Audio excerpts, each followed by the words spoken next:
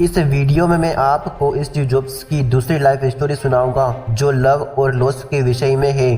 पहली life story में सुना चुका हूँ, इसका लिंक मैं आपको डिस्क्रिप्शन में दे दूंगा, तो आप वहां जाकर जरूर सुनिएगा। और लास्ट तीसरी स्टोरी मैं आपको अगले वीडियो में सुनाऊंगा। इस वीडियो में आवाज मेरी रहेगी, शब्द सारे स्टीव जॉब्स के रहेंगे। तो शुरुआत करते हैं स्टीव जॉब्स की दूसरी स्टोरी की जो लव और लॉस के विषय में है।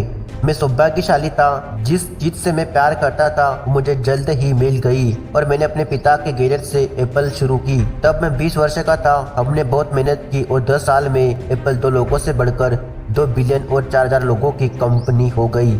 हमने अभी 1 साल पहले ही हमारी बेहतरीन रचना मैकिन्टोश को रिलीज किया और मैं 30 साल का हो गया था और मुझे कंपनी से निकाल दिया गया। आप अपनी बनाई हुई कंपनी से कैसे निकाले जा सकते हो? जैसे जैसे एप्पल ग्रो करने लगी, हमने कैसे बुद्धिमान आदमी को हायर किया जिसे मैंने सोचा कि वो मेरे साथ मिलकर कंपनी को आगे बढ़ाएगा। पहले 1 साल सब कुछ ठीक प्रकार से हो रहा था, लेकिन फिर कंपनी के फ्यूचर विजन को लेकर हम दोनों में विवाद होने लगे। बात बोर्ड ऑफ डायरेक्टर तक पहुंच गई और उन लोगों ने उसका साथ दिया। इस प्रकार 30 वर्ष की आयु में मुझे निकाल दिया गया और पब्लिकली भी निकल गया। जो मेरी पूरी एडल्ट लाइफ का फोकस था वह खत्म हो चुका था और यह पूरी लाइफ बर्बाद करने वाला था। मुझे वास्तव में अगले कुछ महीनों तक समझ ही नहीं आया कि मैं क्या करूं। मुझे लगा कि ये सब कुछ इतनी आसानी से स्वीकार करके मैंने अपनी पहली पीढ़ी के उद्योगपतियों को नीचा दिखाया है।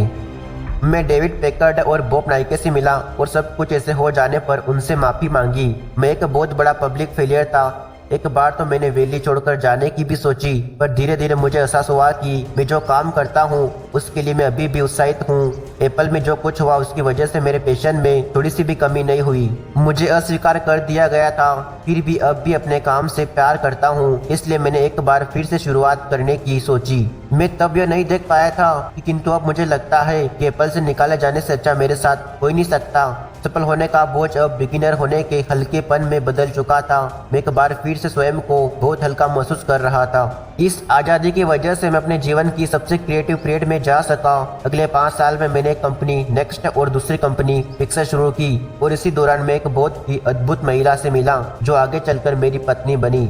पिक्सर विश्व की पहली computer animated movie toy story बनाई और इस समय विश्व का सबसे सफल एनिमेशन स्टूडियो है।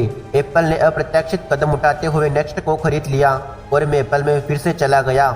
आज एप्पल नेक्स्ट द्वारा विकसित की गई तकनीकी प्रयोग करती है। अब लॉरेन और मेरा एक सुंदर सा परिवार है। मैं पूरे विश्वास के साथ कह सकता हूँ कि अगर मुझे एप्पल से नहीं निकाला गया होता तो मेरे साथ ये सब कुछ नहीं होता। यह एक कड़वी दवा थी, लेकिन मेरे विचार में मरीज को इसकी जरूरत थी।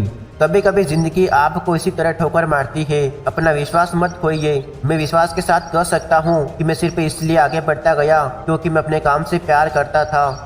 आप वास्तव में क्या करना पसंद करते हैं यह आपको जानना जरूरी होगा। जितना अपने प्यार को जानना जरूरी है उतना ही उस काम को खोजना भी जरूरी है जिसे आप सच में एंजॉय करते हो। आपका काम आपकी जिंदगी का एक बड़ा हिस्सा होगा और वास्तविक रूप से संतुष्ट होने का एक ही तरीका है कि आप वो करें जिसे आप वास्तव में एक बड़ा काम समझते हो। और बड़ा काम करने का एक ही तरीका है कि आप वो करें जो आप करना पसंद करते हो।